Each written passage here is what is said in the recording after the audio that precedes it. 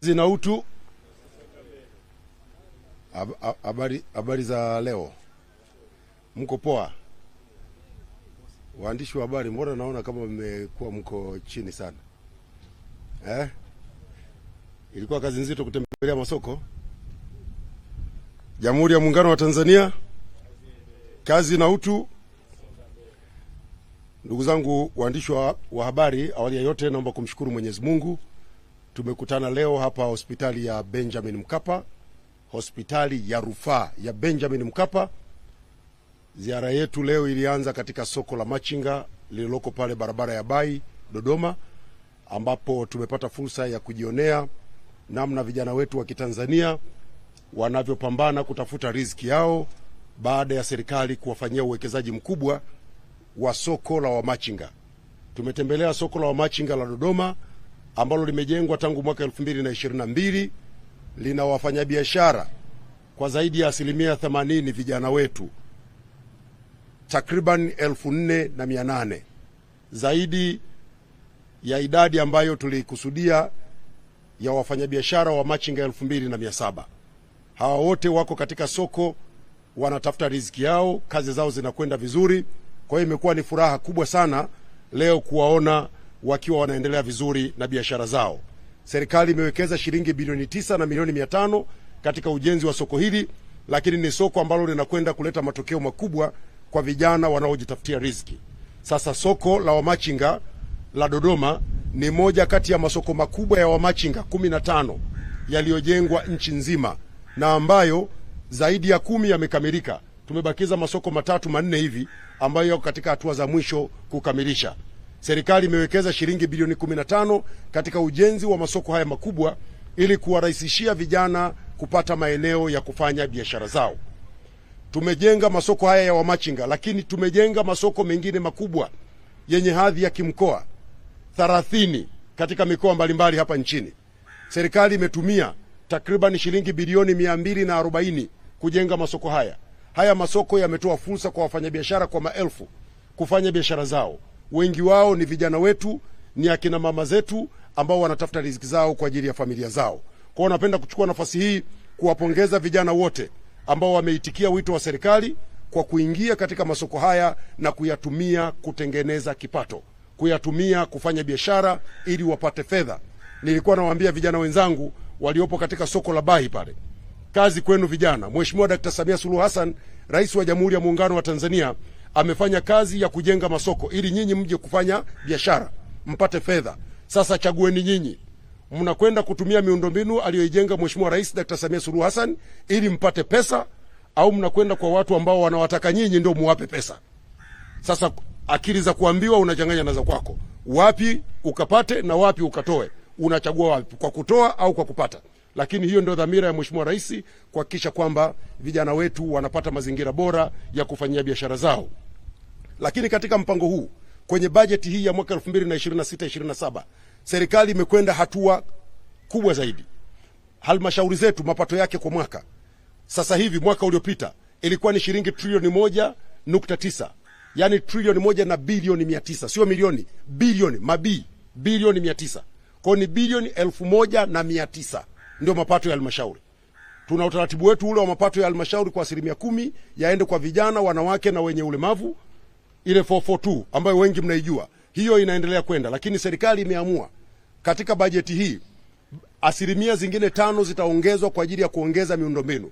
Kwa kama zinaongezwa 5%, manake ni kwamba katika zile shilingi trilioni 1 na bilioni 900 ambao ni sawasawa na shilingi bilioni 19, zinaongezeka takriban shilingi bilioni 9.5 hivi, ambazo zitakwenda kujenga miundombinu wezeshi kwa vijana kufanya biashara zao.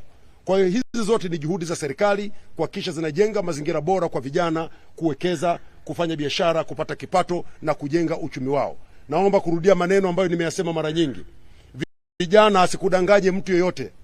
Hakuna njia ya mkato katika maisha. Unataka kipato, lazima ufanye kazi. Kazi ya serikali ni kutengeneza miundombinu, kujenga mazingira yatakayokuwezesha kupata kipato. Tunatoa mikopo kupitia makundi mbalimbali. Tunatoa ruzuku kupitia sekta ya kilimo, kupitia sekta ya uvuvi, kupitia sekta ya madini na maeneo mengine, ili vijana mkatumie fursa hizi kupata pesa. Acheni kupoteza muda kusikiliza watu wanaotaka kubaki tunabishana, kuhamasishana kuharibu nchi, kuhamasishana kufanya vurugu badala ya kwenda kutafuta fedha. Hakuna nchi yoyote duniani, hata huko ambako wanapata wafadhili, ambako watu wamelala ndani wanapata fedha. Utapata fedha kwa kufanya kazi. Mimi nimetoka wiki iliyopita tu Ufaransa. Watu wanafanya kazi, na usipofanya kazi pale jijini Paris tumewakuta watu wamelala barabarani, hawana pa kulala, hawana chakula, hawana matibabu, hawana kitu chochote. Kwa sababu ukiwa Ufaransa, ukiwa Marekani, ukiwa Ulaya, ukiwa popote pale, lazima ufanye kazi. Na serikali kazi yake ni kutengeneza mazingira ya vijana wetu kufanya kazi. Hiyo ndio ilikuwa siku yetu ya kwanza katika ziara yetu na waandishi wa habari. Leo tumejionea kazi kubwa inayoendelea pale katika soko la Machinga la Bai. Na katika jiji la Dodoma pamoja na soko la Machinga la Bai, serikali pia inakwenda kujenga soko jingine la Machinga katika eneo la kisasa ambako pia kuna watu wengi. Tutajenga soko jingine la Machinga katika eneo la Kizota. Lakini haya ni masoko makubwa ya Machinga. Halmashauri za majiji za manispaa na wilaya katika maeneo mbalimbali zinaendelea kujenga masoko madogo madogo kwa ajili ya kuwawezesha vijana wetu, kuwawezesha wafanyabiashara wetu na wajasiriamali kupata maeneo ya kuuza bidhaa zao. Mimi leo nimefurahi sana. Nimepita pale katika soko la Machinga. Nimeona bidhaa za kilimo zinazotoka kwa wakulima wa Tanzania. Nimeona mafuta ya alizeti, nimeona maharage, nimeona mchele, nimeona mboga na bidhaa nyingine nyingi ziko pale zinatoka kwa wafanyabiashara wetu. Hiyo ndio dhamira ya Mheshimiwa Dkt. Samia Suluhu Hassan. Tujenge mazingira ambayo bidhaa zetu zinazozalishwa na ndugu zetu walioko vijijini, walioko maeneo mbalimbali ya uzalishaji, zina mahali ambako zitapata masoko na zikanunuliwa. Kwa hiyo kijana, huna sababu ya kulalamika. Nenda kakamate fursa, fanya biashara, nenda kalime, nenda kafuge samaki, kafuge mifugo, kuanzia kuku mmoja, kuanzia kuku 10, kuku 20 utapata kipato, na hamna namna ambayo utaondokana na umaskini kama hukufanya kazi. Sasa hayo nimezungumza kwa kifupi kwa sababu pia pale sokoni tulipata nafasi ya kuzungumza na tukawasikiliza wale wa Machinga wenyewe jinsi ambavyo fursa ile imewasaidia. Ndugu zangu waandishi wa habari, kituo chetu cha pili kilikuwa ni hapa Benjamin Mkapa. Tumekuja hapa Benjamin Mkapa ili tuwaambie Watanzania juu ya utekelezaji wa serikali, ahadi ambayo iliwapa wananchi ya kuimarisha huduma za afya. Serikali inatumia fedha nyingi kuimarisha huduma za afya nchini kwa kujenga miundombinu, kuhakikisha kuna vifaa vya kutosha vya upatikanaji wa tiba, kuongeza huduma hizi jirani na wananchi, pamoja na kuimarisha teknolojia za kisasa katika utoaji wa huduma za matibabu. Sasa kwa upande wa afya msingi, serikali imetoa jumla ya shilingi trilioni 1.73 katika kipindi cha mwaka 2021 mpaka mwaka 2026 kupitia ofisi ya Waziri Mkuu TAMISEMI kwa ajili ya ujenzi wa miundombinu ya afya ya msingi ambayo ni pamoja na ununuzi wa vifaa tiba. Shughuli zilizotekelezwa, naomba hapa niwaambie, katika kipindi hiki cha serikali ya awamu ya 6, serikali imeweza kujenga na kuendeleza hospitali mpya za halmashauri 25. Tumeweza kukarabati hospitali kongwe 62 katika halmashauri. Katika kipindi hiki tumefanya ujenzi wa vituo vya afya 564 ikijumuisha vituo vile ambavyo tulivijenga kwa kutumia tozo. Ule mwaka mmoja ambao kulikuwa na tozo, pamoja na kwamba ililalamikiwa sana na tukaiondoa, lakini tayari fedha zile zilitusaidia kujenga vituo vya afya 234. Hivi vyote vinawahudumia Watanzania. Lakini tumefanya ukamilishaji wa maboma ya zahanati yaliyoanzishwa kwa nguvu za wananchi. Kulikuwa na maboma 1586 yamekamilika na sasa yanatoa huduma. Kulikuwa na ujenzi wa majengo 87 ya kutolea huduma za dharura EMU. Ukija hapa hospitali kuna jengo la huduma za dharura, nadhani liko upande wangu wa kulia. Ukifika hapo unahudumiwa. Majengo kama haya tumeyajenga 87 katika vituo vyetu mbalimbali vya kutolea tiba. Lakini pia tumefanya ujenzi wa majengo 30 ya huduma kwa wagonjwa mahututi ICU. Wengi wanazifahamu kwa jina la ICU. Hizi zinatumika kuwahudumia wenzetu ambao wanafika hospitali wakiwa katika hali mbaya, wanahitaji uangalizi maalum. Madaktari wanajua vizuri. Kwa hiyo tumejenga hizo 30. Lakini pia tumejenga vituo viwili vya kutibu magonjwa ya mlipuko. Tumetengeneza mitambo ya kuzalisha hewa ya oxygen kwa ajili ya tiba, inaitwa hewa tiba. Tumejenga mitambo 21 iko kwenye hospitali zetu, inatoa huduma. Tulikuwa tunaagiza hii hewa tiba kutoka nje ya nchi. Sasa tunazalisha ndani ya nchi yetu ya Tanzania. Lakini tumefanya ujenzi wa nyumba za watumishi. Maana watumishi wetu hao lazima wawe na utulivu, wawe karibu na sehemu za huduma. Kukitokea dharura na wahi haraka anahudumia Mtanzania. Tumejenga nyumba 432. Tumefanya ununuzi wa magari ya kubebea wagonjwa 382. Lakini pia tumefanya ununuzi wa magari ya usimamizi 210. Ndugu zangu, katika kipindi cha awamu ya 6 upatikanaji wa huduma za afya umeongezeka kwa kasi kubwa, ambapo vituo vya kutolea huduma kwa ujumla wake vimeongezeka kutoka 10,153 mwaka 2021 wakati Mheshimiwa Dkt. Samia Suluhu Hassan, Rais wa Jamhuri ya Muungano wa Tanzania, anaingia madarakani. Hivi ninavyozungumza nanyi tuna vituo vya kutolea huduma 13,683 ambavyo vinaendelea kuwahudumia Watanzania. Na kati ya hivyo zahanati zimeongezeka kutoka 7,189, sasa tuna zahanati 8,706. Tuna vituo vya afya 1,359 kutoka vituo vya afya 956. Tuna hospitali 475, tulikuwa na hospitali 404. Sasa hivi tuna vituo vimeongezeka, vituo vingine vya kutolea huduma 3,143, tulikuwa na 1,604. Kwa ndugu zangu, tumefanya kazi kubwa katika uwekezaji wa miundombinu. Lakini watu wengi wanasema serikali inawekeza, inajenga majengo, lakini majengo hamna kitu. Kila kitu. Wakinga wanasema access before quality. Lazima kwanza kuwe na eneo ambalo watu watatibiwa, halafu tunaboresha zile huduma kadiri tunavyokwenda. Na tumepiga hatua kubwa. Kwa mfano, katika upatikanaji wa dawa, serikali imetoa shilingi bilioni 242.7 kwa ajili ya ununuzi wa dawa kupitia MSD. Upatikanaji wa bidhaa za dawa 382 kwa sasa umefikia 88.8, karibu 89. Ndio maana kelele za dawa kwa sehemu kubwa zimepungua. Watanzania tusisahau, ni miaka michache tu iliyopita ulikuwa ukienda hospitali hata Panado hakuna. Sasa hivi hizo story hazipo. Kama zitakuwepo basi ama ni uzembe wa watumishi waliopo kwenye hilo eneo, ama kuna mtu mmoja akafanya uzembe kasababisha watu wakose dawa. Lakini dawa zinapatikana. Bohari yetu ya dawa MSD inafanya kazi kubwa. Tumefanya uwekezaji mkubwa kwenye bohari ya dawa ili iweze kuhudumia upatikanaji wa dawa kwa wananchi. Na kufuatia agizo la Mheshimiwa Rais Dkt. Samia Suluhu Hassan la kuimarisha uwezo wa nchi katika kuzalisha bidhaa za afya ili kufikia azma ya kujitosheleza kwa 80% ifikapo mwaka 2030, serikali kupitia Wizara ya Afya inaendelea kukiwezesha kikosi kazi maalum kinachoitwa Pharmaceutical Investment Acceleration Task Force, yani PIAT, kwa ajili ya kuratibu, kuwezesha na kuharakisha upatikanaji wa viwanda vipya vya bidhaa za afya nchini, na hivyo kurahisisha upatikanaji wa dawa na kupunguza gharama za serikali kununua dawa kutoka nje ya nchi. Kwa sasa hivi sehemu kubwa ya dawa, nadhani zaidi ya 50% au 70, dawa tunazipata kutoka nje ya nchi. Lengo letu serikali, tunataka kwa 80% ifikapo mwaka 2030 dawa zizalishwe ndani ya nchi. Haya mabilioni nayo yasema bilioni 242 ambazo tunapeleka nje ya nchi kwa ajili ya kununua dawa na vifaa tiba tuvipate kutoka ndani ya nchi.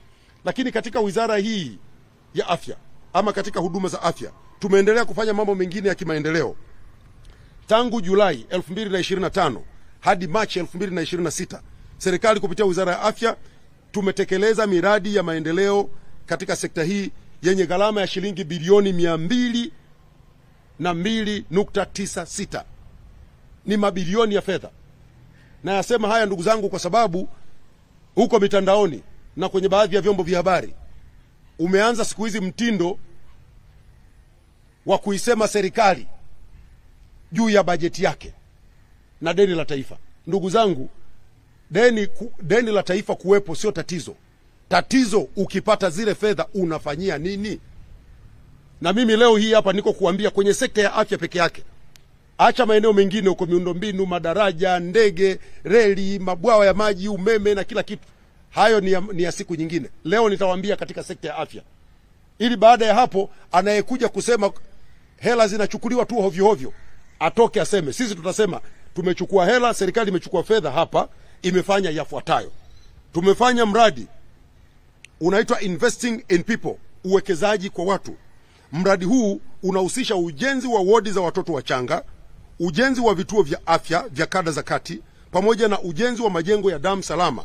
Mradi huu unagharimu shilingi bilioni 31.19.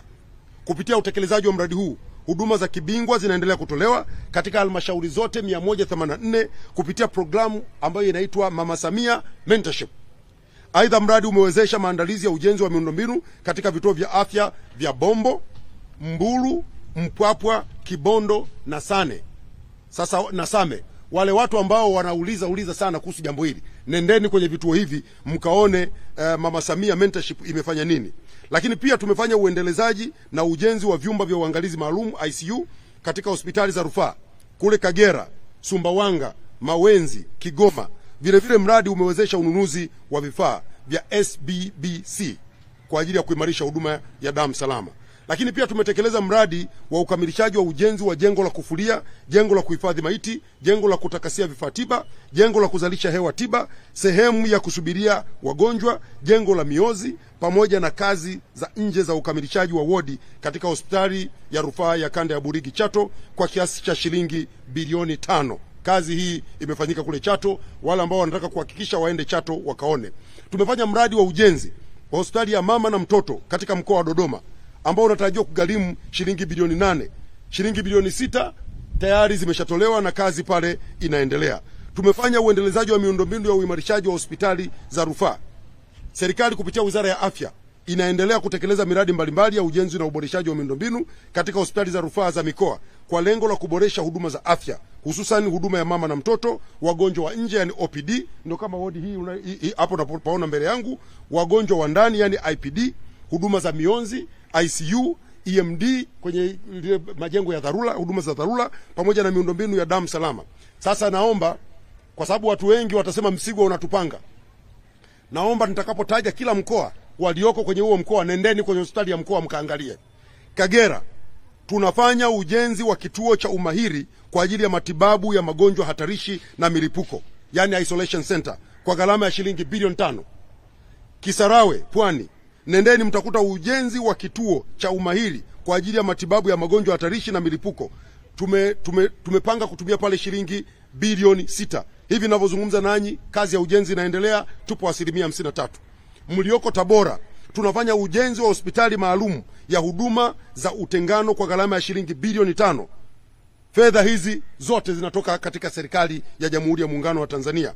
Hospitali ya rufaa ya mkoa wa Tanga Bombo, tunajenga jengo la huduma za mama na mtoto, yani maternity complex, kwa gharama ya shilingi bilioni 6. Nendeni mkaangalie. Walioko mkoa wa Dodoma hapa, kuna ujenzi wa jengo la kuhifadhia maiti kwa gharama ya shilingi bilioni 2.5. Katika hospitali ya mkoa wa Geita, nendeni pale ujenzi wa jengo la mama na mtoto lenye thamani ya shilingi bilioni 8. Ujenzi umefikia 60%. Mlioko katika hospitali ya rufaa, mlioko mkoa wa Kagera, nendeni katika hospitali ya rufaa mkaangalia ujenzi wa jengo la wazazi. Tunajenga pale kwa bilioni 6. Katavi tunajenga OPD na maternity complex kwa shilingi bilioni 5. Kazi hii imefika 98%, karibu inakamilika. Mlioko mkoa wa Manyara, tunajenga EMD, jengo la huduma za dharura, ICU, OPD, tunajenga jengo la utawala, jengo la mionzi, na tumetenga shilingi bilioni 1, na jengo hivi ninavyozungumza nanyi limefika 99%. Mtwara pale Ligula kuna ujenzi wa jengo la OPD, tunalijenga kwa shilingi bilioni 3. Mlioko mkoa wa Mara, nendeni katika hospitali ya kumbukumbu ya Mwalimu Nyerere, awamu ya 4 ya ujenzi wa hospitali hii imefika 95%, na imeshaanza kutoa 98%, na imeshaanza kutoa huduma. Imepanda mwaka 2021 ilikuwa 65%. Lakini mlioko Kigoma, nendeni Maweni, mtakuta kazi inaendelea ujenzi wa OPD ambayo sasa hivi tuko katika hatua za mwisho kukamilisha, ni karibu 100% imekamilika. Mlioko mkoa wa Kilimanjaro, nendeni Mawenzi, mtaona ujenzi wa jengo la mama na mtoto, tunatumia bilioni 2, kazi imefika 97%. Mlioko mkoa wa Mbeya tena, nendeni mkaangalie ujenzi wa OPD katika hospitali ya mkoa, tunatumia shilingi bilioni 3.5. Mlioko mkoa wa Morogoro, nendeni mkaangalie hospitali ya mkoa, mtakuta ujenzi wa jengo la wazazi, tunatumia shilingi bilioni 7. Mlioko mkoa wa Arusha, nendeni Mount Meru, mtakuta ujenzi wa jengo la kulaza wagonjwa IPD, wagonjwa wa ndani, tunatumia shilingi bilioni 6. Mlioko mkoa wa Mwanza, nataka kila mtu kwenye mkoa wake akaone. Mkoa wa Mwanza pale Sekoture tunajenga OPD shilingi bilioni 5. Mlioko Shinyanga, nendeni mkaangalie pale hospitali ya mkoa, tunatumia shilingi bilioni 7 kujenga jengo la maternity kwa ajili ya kina mama wanaojifungua. Mlioko hospitali ya mkoa Simiyu, nendeni pale mtaona ujenzi wa jengo la mama na mtoto. Tunatumia shilingi bilioni 1.06. Tumefika 96%. Mlioko hospitali ya mkoa Lindi Sokoine, kuna awamu ya 3 ya ujenzi wa jengo la OPD imefikia 5%. Kazi inaendelea.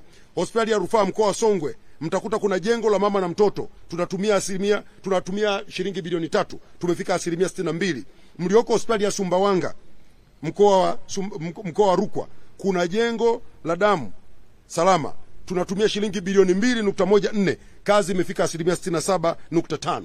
Nimetaja kila mkoa ili kila Mtanzania popote alipo aende akajionee kwa macho yake. Msisubiri kuambiwa, kwa sababu wako watu wengi wanapita mitandaoni wanapotosha wananchi. Wanataka wananchi muamini kama vile serikali hakuna kazi inayoifanya, lakini kazi zinaendelea. Fedha zinazotengwa zinaelekezwa kwenye maeneo mahususi kwa matumizi sahihi. Na ni kweli kwamba inawezekana katika baadhi ya miradi kukawa kuna ufujaji wa fedha. Sheria zipo, hatua zinachukuliwa na watu wanachukuliwa hatua. Lakini ndugu zangu wa Tanzania, fedha zinaelekezwa kwenye miradi na matokeo yapo, nendeni mkaone. Sasa pamoja na kufanya maendeleo makubwa katika sehemu za kutolea huduma, kwenye wilaya, kwenye mikoa, kwenye vijiji, kwenye ambako kuna zahanati, kwenye vituo vya afya, kwenye ngazi ya kata na tarafa, lakini pia serikali iliona iimarishe huduma za kibingwa. Huduma za kibingwa katika baadhi ya vituo vyetu. Tuna hospitali yetu hii hapa nyuma yangu mnaiona. Hapa ni hospitali ya rufaa ya Benjamin Mkapa. Nitawaambia hapa leo. Lakini tuna taasisi ya moyo ya Jakaya Kikwete, JKCI pale Dar es Salaam. Tuna hospitali ya taifa Muhimbili. Tuna taasisi ya mifupa MOI. Kote huku tunatoa huduma za kibingwa na huduma za kibingwa bobezi. Na nataka niwaambie ndugu zangu, kabla sijaenda kusema kuhusu maendeleo ya miundombinu na uwekezaji mwingine kwenye vifaa, nataka niwaambie Mheshimiwa Rais Dr. Samia Suluhu Hassan alipofika akasema lazima tuanze safari ya kuwapatia huduma za kibingwa na kibingwa bobezi wa Tanzania ndani ya nchi. Hatua ya kwanza ilikuwa ni kusimamia programu za kuendeleza wataalamu wetu. Tuwe na madaktari bingwa na mabingwa bobezi wa Tanzania. Mimi leo niko hapa hospitali ya Benjamin Mkapa. Hii hospitali peke yake ina madaktari bingwa 105. 105. Hii hospitali hii peke yake moja. Madaktari bingwa 105. Nchi nzima tuna madaktari bingwa 3225. Madaktari bingwa, sio daktari yule aliyemaliza miaka 5-6 ile ya masomo ya udaktari. Huyu akitoka hapo anakwenda kusomea tena daktari miaka mingapi tena ili upate ubingwa? Anaongeza tena mingine 4 ili awe daktari bingwa. Anasoma miaka 10 ili awe daktari bingwa. Tunao 3225. Mheshimiwa Rais wakati anaingia madarakani mwaka 2021 walikuwa 2112. Sasa tuna 3225. Hao ni madaktari bingwa. Tuna madaktari bingwa bobezi. Hivi ninavyozungumza nanyi wako 332. Na hapa Benjamin Mkapa wako wangapi hapa mabingwa bobezi? Hapa hospitali ya Benjamin Mkapa tuna madaktari bingwa bobezi kama 30. Madaktari bingwa wako 105. Bingwa bobezi 30 wako hapa Benjamin Mkapa. Nchi nzima tunao 332. Mheshimiwa Rais wakati anaingia madarakani tulikuwa na madaktari bingwa bobezi 247. Sasa tuna 332. Hawa wote wanahudumia wa Tanzania. Na tumefika hatua sisi Tanzania kutokana na uwekezaji huu kwa wataalamu na katika hospitali zetu hizi za huduma za kibingwa na kibobezi. Sasa tumeanza kupata wagonjwa kutoka nje ya nchi. Maana yake ni nini? Maana yake ni kwamba sasa tunaanza kufikia dhamira yetu ya kufanya utalii wa matibabu. Na hapa leo nitawaambia. Sasa tuanze hospitali moja moja. Na nitaanza na taasisi ya saratani ya Ocean Road. Serikali imetenga shilingi bilioni 8 katika utekelezaji wa miradi ifuatayo. Ujenzi wa kituo cha saratani kanda ya Mbeya ambapo mradi umefikia 40%.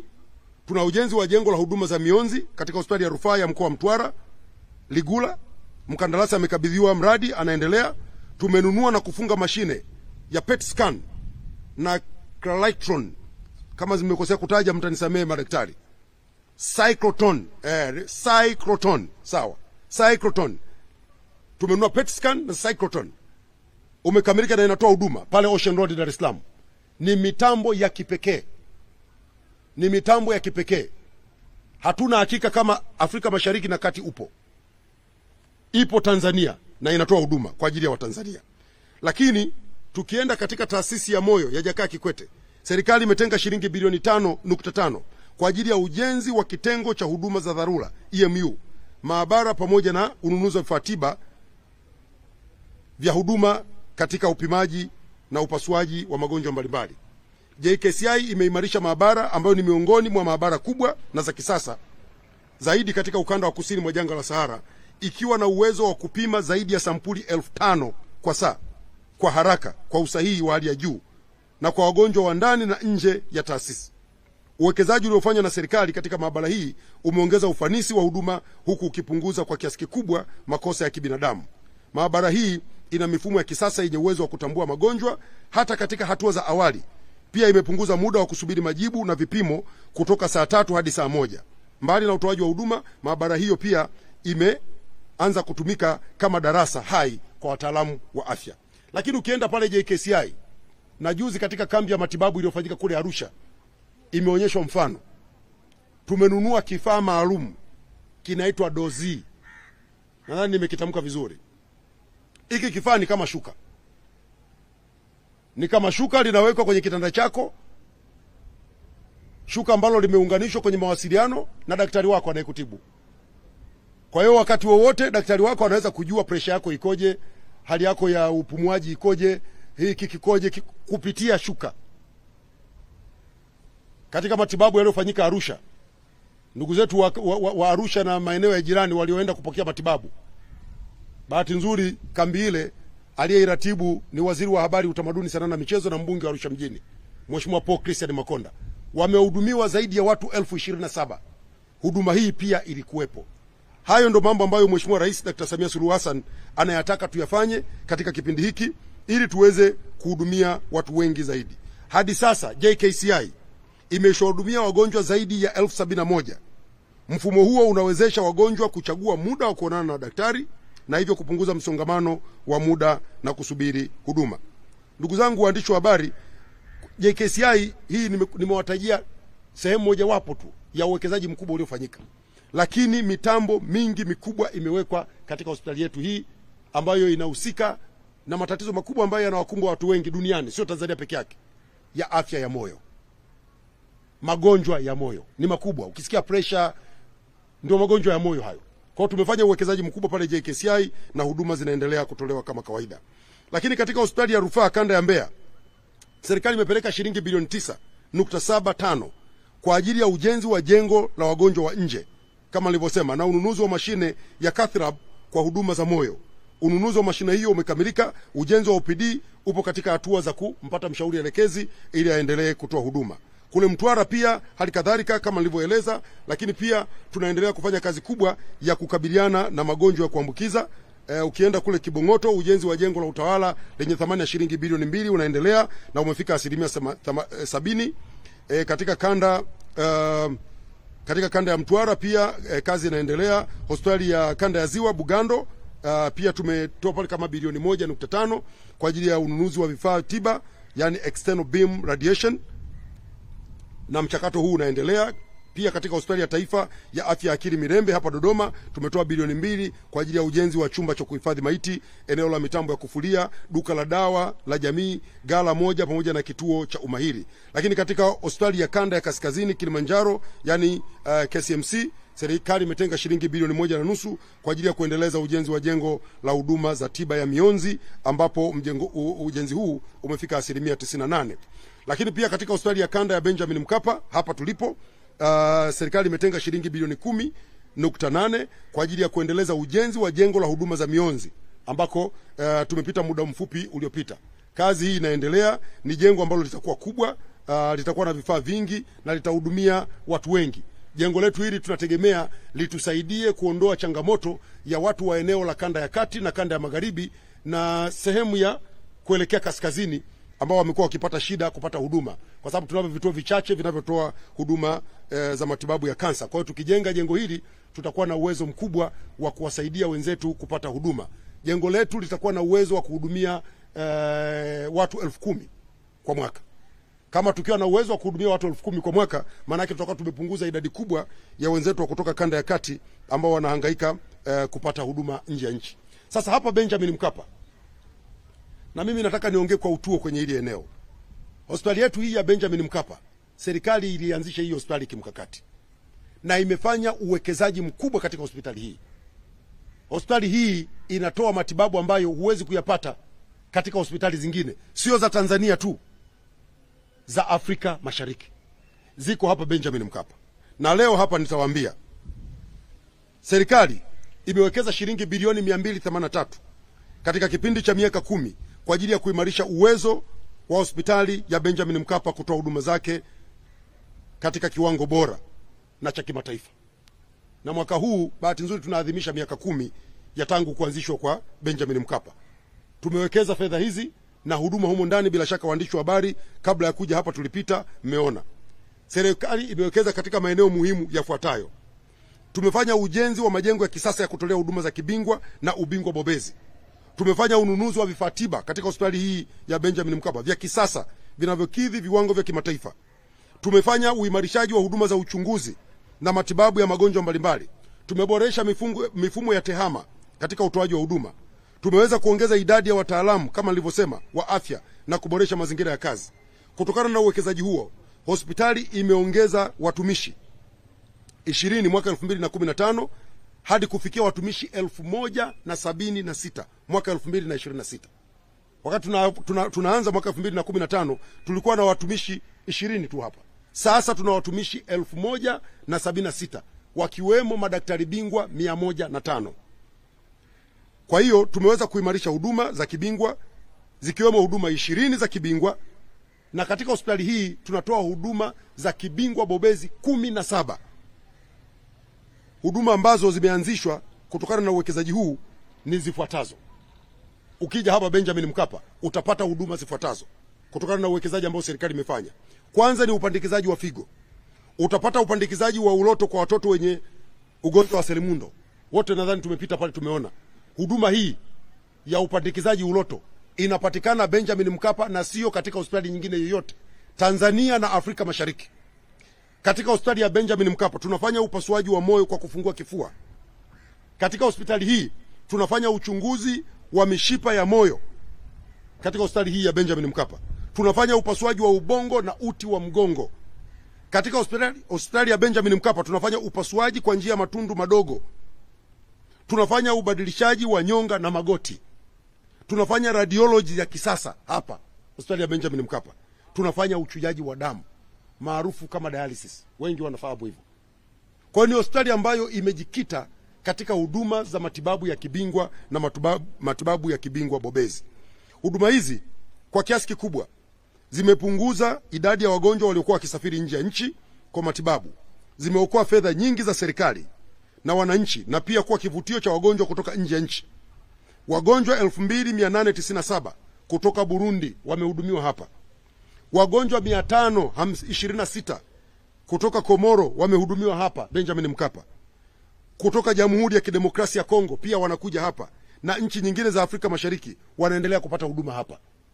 Tunawatibu ndugu zetu, majirani zetu, lakini pia huo ni utalii wa matibabu. Ndugu zangu wa Tanzania, sio siri, India imepiga hatua kubwa kwa sababu ya kuimarisha huduma zake za matibabu, na Watanzania wengi tumepeleka mabilioni ya dola India kwa ajili ya kwenda kupata matibabu. Na sisi Tanzania tunaimarisha huduma za kibingwa na kibingwa bobezi ili Watanzania wapate huduma ndani ya nchi. Lakini wageni wanaokuja watakuja, watatibiwa, watapona, lakini watalipia huduma. Huo ndio utalii wa matibabu. Aidha, hospitali hii ya Dodoma imeanzisha huduma inaitwa Royal International Clinic, ambapo tangu kuanzishwa kwake tarehe 10 Julai 2025 mwaka jana tayari imehudumia wagonjwa 18607 wakiwemo wagonjwa 390 wa kimataifa, pamoja na kutoa huduma ambayo inaitwa Master Health Checkup, hatua inayozidi kuiweka Tanzania katika ramani kubwa zaidi ya utalii wa kimatibabu. Ndugu zangu, huduma hii ya Royal International Clinic, watu wengi watauliza kwa nini mmeamua kuweka huduma hii?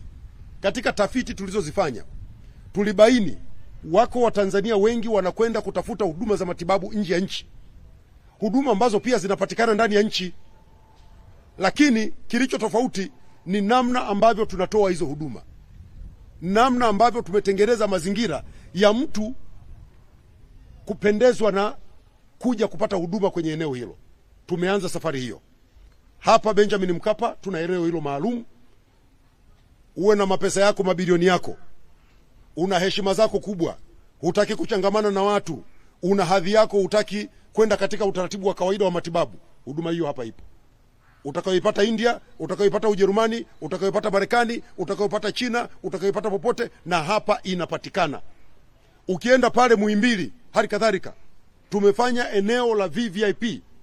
Wale wote ambao wanataka upekee katika upatikanaji wa huduma za matibabu kwenye hospitali zetu hizi, tumetenga maeneo hayo, na nataka niwahakikishie Watanzania, tumeanza na hospitali hizi kubwa za kitaifa, tutafuata kwenye hospitali za mikoa. Tunataka Mtanzania swala la kutibiwa isiwe kufa na kupona. Usitoke nyumbani kwako ni kuzuri, hospitali kubaya. Tunaanza kuondoka kwenye zama za Watanzania anakwenda hospitali, kabla ya kwenda hospitali lazima ajisaidie kabisa nyumbani, kwa sababu akifika hospitali hali mbaya. Mimi nimetoka humu ndani leo, nilikuwa nakagua mitambo. Mle chooni unaweza kula chakula ukiwa chooni. Vyoo ni safi. Tutashuka namna hiyo mpaka kwenye ngazi za chini. Na naomba kutumia nafasi hii kuwaomba wataalamu wetu na viongozi wetu mnaosimamia huduma za afya nchi nzima, simamieni kikamilifu eneo la usafi. Serikali inaleta fedha, inaleta uwekezaji kwenye vifaa, inaleta wataalamu ili Watanzania wapate huduma katika maeneo yaliyo safi, yaliyo nadhifu, maeneo yanayowavutia. Ziko tafiti zimefanywa, wako baadhi ya watu wakiumwa anasita kwenda hospitali kwa sababu hapendi kadhia anayoipata hospitali. Nataka kuambia Watanzania, tumeanza kuboresha mazingira. Mazingira ni mazuri, yanavutia. Njoo utibiwe, usikae na maradhi mpaka ukasubiri amefika katika hatua ambayo huwezi kutibiwa. Tibiwa mapema ili upone, uendelee na shughuli zako za uzalishaji mali. Ndugu zangu, hapa katika hospitali ya Benjamin Mkapa iko miradi mikubwa ambayo inaendelea. Kwanza, kama nilivyosema, tuna ujenzi wa jengo hilo la saratani. Ujenzi huu utagharimu shilingi bilioni 32. Tunafanya ujenzi wa jengo la matibabu ya figo lenye thamani ya shilingi bilioni 44.9. Serikali ya Tanzania inashirikiana na wadau wa maendeleo JICA katika kuhakikisha mradi huu unakamilika. Lakini pia tunafanya uanzishwaji wa kituo cha umahiri cha upandikizaji wa uloto ambao tayari tumeshaanza kutoa huduma na tutaendelea kupanua huduma hiyo. Tumeanzisha pia chuo cha afya katika hospitali ya Benjamin Mkapa kitakachotoa mafunzo ya ngazi ya diploma. Manake tusiwe tuna madaktari bingwa na madaktari bingwa bobezi na madaktari tu, tunahitaji pia wataalamu wengine wa afya ambao watatoa huduma. Lengo letu katika hospitali hii, katika kipindi cha miaka 10 ijayo, tunataka tutengeneze kijiji cha utalii wa matibabu, a medical tourism village, hapa Benjamin Mkapa katika makao makuu ya nchi Dodoma. Dira hii inalenga kuifanya Tanzania kuwa kitovu cha huduma za kibingwa na ubingwa bobezi barani Afrika kwa kuvutia wagonjwa kutoka ndani na nje ya nchi, kuongeza mapato ya taifa kupitia utalii wa matibabu na kuendelea kupunguza rufaa za wagonjwa kwenda nje ya nchi. Kwa ujumla, uwekezaji wa serikali wenye thamani ya shilingi bilioni 283 umebadilisha hospitali ya Benjamin Mkapa kutoka hospitali mpya iliyoanzishwa mwaka 2015 ikiwa na watumishi 20 kuwa kituo cha kisasa cha ubingwa kinachotoa huduma za kiwango cha kimataifa. Uwekezaji huu umeongezea upatikanaji wa huduma za kibingwa, umeokoa maisha ya maelfu ya Watanzania, umepunguza gharama za matibabu nje ya nchi na umeweka msingi imara wa kuifanya Tanzania kuwa kitovu cha matibabu ya kibingwa. Sasa ndugu zangu waandishi wa habari, nikiwa namalizia, naona muda umekwenda sana. Tumefanya kazi kama hizi pia katika hospitali ya Kanda Kigoma ambako tumewekeza bilioni 8 kama nilivyosema katika ujenzi wa jengo la OPD. Lakini pia tunafanya kazi na wadau wengine mbalimbali. Ukienda pale CCBRT, jumla ya shilingi bilioni 1.8 serikali inapanga kuzipeleka pale kwa ajili ya kuwezesha ununuzi wa vifaa tiba ili kuboresha huduma za afya. Halikadhalika kwenye hospitali zetu zingine tunaendelea kufanya kazi. Nimewaambia kuhusu Moi, serikali imetenga shilingi bilioni 10 kwa ajili ya ukarabati wa jengo la wagonjwa wa nje, yani OPD, na upasuaji pamoja na ununuzi wa vifaa tiba. Kwa sasa ukarabati wa jengo la wagonjwa nje umefikia 36%, huku ununuzi wa vifaa vingine ukiendelea. Ndugu zangu waandishi wa habari, tunaendelea pia na ujenzi wa jengo jipya pale Moi. Serikali inaendelea kutekeleza mradi wa ujenzi wa jengo jipya la wagonjwa wa nje lenye thamani ya shilingi bilioni 13. Jengo hilo litakuwa na vyumba 45 vya madaktari kwa ajili ya clinic, litakuwa na vyumba 10 vya kisasa kwa ajili ya upasuaji, litakuwa na eneo la mazoezi tiba, litakuwa na huduma maalum za tiba kwa wanamichezo. Utekelezaji wa mradi huu umefika 55%. Lakini pia tutaongeza ufanisi katika utoaji wa huduma za kibingwa na kibingwa bobezi. Tutapunguza msongamano wa wagonjwa wanaofika pale Moi. Lakini pia tutaongeza matumizi ya teknolojia ya kisasa katika utoaji wa tiba mbalimbali za mifupa, ubongo na mishipa ya fahamu. Lakini pia Moi wanayo hospitali ilikuwa inaitwa Tumaini ambayo iko kule Upanga.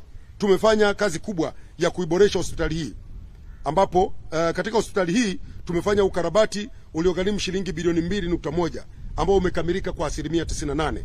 Kwa sasa maboresho madogo yapo katika hatua za mwisho. Serikali imefanya ukarabati huo ili kuiwezesha Moi kuweza kutoa huduma zifuatazo kwa wananchi. Kwanza ni huduma za kibingwa na ubingwa bobezi katika huduma za mifupa, mishipa ya fahamu na ubongo kwa wagonjwa nje pale Tumaini. Lakini pia tutaendelea kutoa huduma kwa wagonjwa wa nje na pia kwa wagonjwa wa kimataifa. Tumeendelea kufanya jitihada mbalimbali za kuimarisha tiba utalii ama utalii wa matibabu kwa kupokea wagonjwa wa mataifa mbalimbali ndani na nje ya nchi, ndani ya bara la Afrika na wengine hata kutoka nje ya bara la Afrika ambao wanafika hapo kwa ajili ya kupata huduma. Moi peke yake, yani ukiondoa hii Benjamin Mkapa, ukiondoa Muhimbili, JKCI, Moi peke yake imepokea wagonjwa kutoka Komoro, kutoka DRC, kutoka Malawi, kutoka Msumbiji, Sudan, Zambia, Burundi, Uganda na mataifa mengine. Katika kipindi cha mwaka mmoja, Moi peke yake imepokea wagonjwa takriban 270 kutoka nje ya nchi. Hii ni kuonesha kwamba utalii wa matibabu Tanzania unawezekana na safari inakwenda vizuri. Lakini pia tumefanya ununuzi wa vifaa vya kisasa kwa ajili ya hospitali ya Moi. Mnajua tunaelekea kwenye AFCON na Moi tutahitaji sana. Katika kuimarisha uwezo wa kuhudumia wagonjwa maalum na tiba utalii kuelekea mashindano hayo ya AFCON, serikali imeiwezesha Moi kuboresha vyumba 25 vya kisasa vya kulaza wagonjwa wa hadhi maalum. Vyumba hivi vimeandaliwa kwa ajili ya wagonjwa maalum kutoka nje ya nchi, wa kimataifa wanaohitaji huduma za kiwango cha juu, wagonjwa wanahitaji mazingira yenye faragha kama nilivyosema, na maboresho haya yataongeza uwezo wa Moi kuhudumia wananchi. Lakini tumefanya uwekezaji katika vifaa tiba vya kisasa. Mtambo unaitwa Cath Lab kwenye chumba kinaitwa Angel Suite. Tumefanya uwekezaji pale wa shilingi bilioni 10 katika hospitali yetu ya Moi kuweza kununua na kufunga mitambo ya kisasa ya uchunguzi wa tiba ya mishipa ya damu kwenye ubongo bila kufungua fuvu la kichwa. Hizi ni huduma ambazo watu walizipata nje ya nchi. Matibabu haya yanaitwa Angel Suite. Nadhani madaktari nimeisema sawa sawa. Mtambo huo umeleta mapinduzi makubwa katika utoaji wa huduma kwa wagonjwa wenye matatizo ya mishipa ya damu kwenye ubongo kwa kutumia mtambo wa Moi. Sasa tumeweza kufanya yafuatayo. Tunafanya uchunguzi wa mishipa ya damu kwenye ubongo, lakini tunafanya matibabu kwenye baadhi ya magonjwa ya kiharusi, tunafanya matibabu ya mishipa iliyoziba, tunafanya matibabu ya mishipa iliyopasuka, tunafanya matibabu ya vivimbe vya mishipa ya damu kwenye ubongo. Huduma zote hizi zimekuwa zikipatikana nje ya nchi, sasa zinapatikana ndani ya Tanzania. Na ndugu zangu nazisema kwa sababu wako baadhi ya Watanzania wenzetu wanatumia fedha nyingi kwenda nje ya nchi kutafuta matibabu ambayo hata ndani ya nchi yanapatikana. Ni vizuri tukayasema ili mtu ukiwa na shida njoo Benjamin Mkapa, nenda Moi, nenda JKCI, nenda Muhimbili kwa magonjwa ambayo kwenye hospitali zetu za mikoa yatakuwa yameshindikana, utapata huduma za kisasa. Tumenunua darubini ya kisasa kabisa kwa ajili ya upasuaji wa ubongo. Darubini hii inasaidia wataalamu kuona kwa usahihi mkubwa sehemu ndogo na nyeti za ubongo, sehemu za mgongo, mishipa ya fahamu na mishipa ya damu wakati wa upasuaji. Kifaa hicho ni sawa na vifaa vinavyotumika katika hospitali kubwa duniani na kina thamani ya shilingi bilioni 1. Darubini tu bilioni 1. Wale ambao walikuwa wanasema unajua nyinyi tukiangalia vifaa hivi viko Ulaya huku hakuna, na hapa vipo. Tumewekeza Tanzania. Tunao mfumo wa Brain Lab. Tumewekeza katika mfumo wa kisasa wa upasuaji wa ubongo na mgongo unaojulikana kama Brain Lab wenye thamani ya shilingi milioni 800 uko pale Moi. Ndugu zangu wa Tanzania, nendeni mkapate hizo huduma, mtibiwe, msipate shida. Tumeweka mtambo unaitwa arthroscopic tower, nadhani nimeitaja vizuri, arthroscopic tower, uko pale Moi. Tumewekeza katika mtambo huu kwa ajili ya kazi maalum ya upasuaji wa magoti na mabega kwa njia ya matundu inayojulikana kama arthroscopic tower. Unafanya kazi ya kutibu majeraha ya magoti, majeraha ya mabega, mishipa iliyochanika, matatizo ya viungo kwa wanamichezo na magonjwa mengine. Ndugu zangu, tumefanya ununuzi wa ultrasound na x-ray za kisasa pale Moi ambazo zinatusaidia tofauti na hizi mlizozoea. Hizi zinatusaidia kufanya uchunguzi wa kina zaidi, lakini pia tunatoa huduma za kibingwa na ubingwa bobezi katika maeneo mengine ya upasuaji wa mifupa na viungo, mambo kama upasuaji wa kubadilisha viungo kama nyonga, goti, mgongo kupinda, upasuaji wa magoti kwa njia ya matundu, upasuaji wa mabega kama nilivyosema, urekebishaji wa viungo vilivyopooza, tiba maalum kwa majeraha ya wanamichezo. Hizi ni huduma ambazo kabla zilikuwa hazipatikani Tanzania, lakini sasa zinapatikana ndani ya nchi yetu, na sasa Watanzania wanapata huduma vizuri. Ndugu zangu waandishi wa habari, yako mambo mengi, lakini leo angalau niishie hapo, na naomba nichukue nafasi hii kuwapongeza watumishi wote wa Wizara ya Afya wakiongozwa na mtukazi waziri wetu wa afya Mheshimiwa Mohamed Mchengerwa kwa namna ambavyo wanafanya kazi kubwa. Siku 3 zilizopita nilikuwa naongea na Mheshimiwa Waziri Mchengerwa. Alikuwa ametoka safari yake nadhani nchi za Mashariki. Anafanya kazi moja kubwa ya kushawishi uwekezaji wa upatikanaji wa dawa na vifaa tiba ndani ya nchi. Na mimi Mheshimiwa Waziri Mchengerwa ameniambia ndani ya miaka 3 Watanzania wataona mabadiliko makubwa. Ndani ya miaka 3 lengo letu tufikie 80% ya upatikanaji wa dawa na vifaa tiba ndani ya nchi yetu. Anasema kwa namna ambavyo kazi hii inafanyika, utekelezaji wa maelekezo ya Mheshimiwa Rais, ndani ya miaka 3 tutaona mabadiliko makubwa, na matarajio yetu ni kwamba ifike siku moja Watanzania tutibiwe kwa dawa zinazozalishwa Tanzania. Lakini pamoja na Mheshimiwa Waziri, napenda kumpongeza Mheshimiwa Naibu Waziri, Katibu Mkuu dadangu Grace Magembe kwa kazi kubwa ambayo wanaifanya. Naomba kuwapongeza sana watumishi wa afya. Watumishi wa afya mmebadilika sana. Huo ndio ukweli. Watanzania tusisahau kwamba zamani haikuwa ajabu unakwenda daktari anakuhudumia huko anakukata kofi. Sasa hivi hakuna. Watumishi wetu wa afya wamebadilika sana. Naombeni mnifikishie salamu za pongezi za serikali kwa watumishi wote wa Wizara ya Afya kwa kazi kubwa wanayoifanya. Waendelee kufanya hivyo. Wakati mwingine haya mambo ya watu kufuata huduma nje ya nchi, wakati mwingine wanafuata huduma tu, mtu kapokewa tu vizuri kwa bashasha na nini. Leo kwenye hospitali hii ya Benjamin Mkapa unapiga mpaka kahawa humu ndani. Tena sio kahawa ili mradi kahawa, unapiga cappuccino, cafe latte, mochaccino ziko humu ndani. Waandishi wa habari, sijui kama mmeonyesha ile mitambo. Mgonjwa ambaye hana shida na kahawa unapata matibabu huku na kunywa chai yako humu ndani. Ukiingia mle ndani, kama ulifumbwa macho na kufumbua, unaweza kufikiri nimeingizwa kwenye restaurant. Watu wanakula chakula sehemu nzuri. Tutafanya hivyo kwenye hospitali zetu zote. Iko hapa Benjamin Mkapa, lakini tutafanya na kwenye hospitali zingine. Hatutaki swala la mtu kwenda kutibiwa hospitali liwe kufa na kupona. Uwe unakuja kutibiwa sehemu ambayo una amani, una utulivu. Na watumishi wetu wa Wizara ya Afya wamebadilika, wanafanya kazi kwa weledi. Wanawahudumia Watanzania vizuri. Na bila shaka Watanzania wenyewe ni mashahidia. Inawezekana wako katika baadhi ya maeneo wanafanya tofauti, lakini kwa kweli kwa sehemu kubwa tunafanya kazi kubwa.